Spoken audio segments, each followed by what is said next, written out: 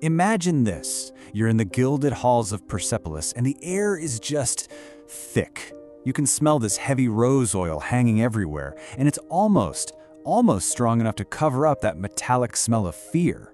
A princess, who's really just a child, is trembling. Not because she's cold, but because she knows what's coming. All right, let's get into the story of a king who truly believed he was a god and the empire that rotted from the inside out.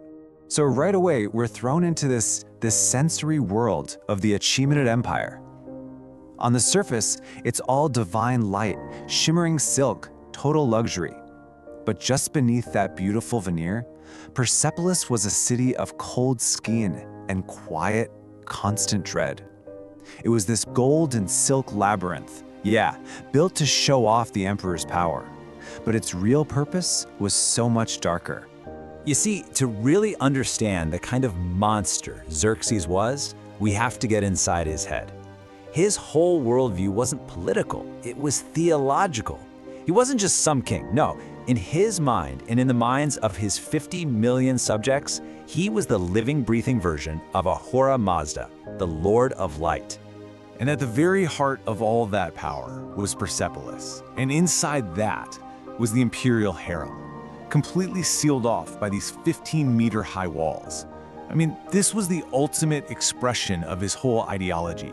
It was a machine for absolute ownership. Women went into this golden prison, but they never, ever came out. They were treated like living proof of his power, like territories to be conquered, no different from a province or a rival nation. And you know, he didn't just come up with this idea on his own. This was drilled into him from the very beginning. His mother, Atossa, she didn't teach him how to be a ruler. She taught him the theology of total possession. And this one lesson, well, it would go on to define his entire reign and justify his absolute worst crimes. So with this mindset that he literally owned the world, it was pretty much inevitable that Xerxes would turn his eyes toward Greece. His invasion was supposed to be this grand display of divine power, right? The ultimate act of ownership. He was so sure he was God, he famously ordered the sea itself to be whipped with chains just because it dared to defy him. But here's the thing about mortal gods. They can bleed. In 480 BC at Salamis, his entire fleet was just annihilated. The very next year at Plataea, his army was massacred. Now, these weren't just military losses. For a man whose entire identity was built on being invincible, this was a complete and total psychological break. I mean, think about it. A god cannot lose. So what happens when he does? This right here, this was the turning point. Defeated, humiliated by the Greeks, Xerxes limps back to Persepolis a broken man. But that ambition, that need to dominate, it didn't just disappear. Oh no, it turned inward, and it metastasized into something way, way more monstrous. It's the question that must have haunted the entire Persian court. If his power over nations was just an illusion, where could he possibly reassert his absolute divine dominance? Where could he still be a god? He refocused his entire imperial machine on the one territory he knew he could still control without any challenge at all: the harem. His tyranny just expanded. It moved into the invisible spaces of the mind and the soul. He proved his power by systematically taking apart the humanity of every single person trapped within his walls. Okay, and this is where the story just plunges into absolute darkness. His obsession, it turned toward his own children, the countless daughters that were born inside the harem. Now this is crucial. This wasn't chaos. It was a system. The harem was run with the cold, brutal efficiency of an imperial government office. Eunuchs kept these meticulous records, classifying girls by age and appearance, managing inventories of sedatives, logging every single incident with the same kind of precision they'd used to count shipments of grain. This was a machine applied to human bodies.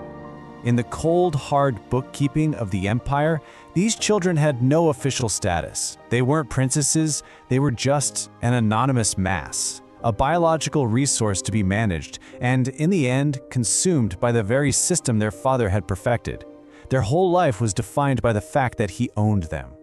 The palace guard records, they actually document the physical toll of this systemic terror. They make notes of the silent symptoms of trauma: lost gazes, backs permanently curved in submission, an uncontrollable trembling of the hands. Some of the children, they just stopped speaking. Forever. But no tyranny can last forever. By 465 BC, the fear inside that palace had curdled into desperation.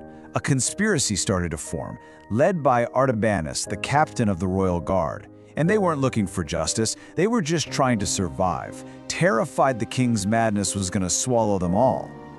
On the night of August 4th, as the palace fell into this deep, heavy silence, the conspirators made their move. They used these dark service tunnels, weaving through the underbelly of the royal complex, heading straight for the emperor's chambers. And what they found there, it confirmed every one of their worst fears. The King of Kings, his body swollen and deformed from years of excess, caught in one last act of violence against an 11-year-old child. As Artabanus lunged, and his first strike pierced the king's heart, Xerxes didn't scream in pain. He expressed genuine surprise. His last recorded words give us this chilling window into his shattered mind. But I am God. It's the ultimate cognitive dissonance, a being who truly could not understand how his sacred body could possibly be violated. But killing the monster? Well, that wasn't the end of the story. Actually, in a lot of ways, it was just the beginning of his greatest victory. You see, the empire needed stability, not truth. And the crimes of Xerxes, they had to be buried right along with him. His son and successor, Artaxerxes, took immediate, methodical action. First, the harem was permanently sealed, basically an act of quarantine to contain all of its dark secrets. Second, the names of Xerxes' daughters were erased from every single official record. And finally, over the next few months, the eunuch witnesses were systematically executed, silencing them forever. And just like that, he achieved his final triumph. For more than 2,000 years, history only remembered Xerxes as the arrogant emperor who couldn't conquer Greece. The systemic abuse, the bureaucracy of horror, the daughters who were never even given names, all of it was successfully scrubbed from the record by the complicit silence of history.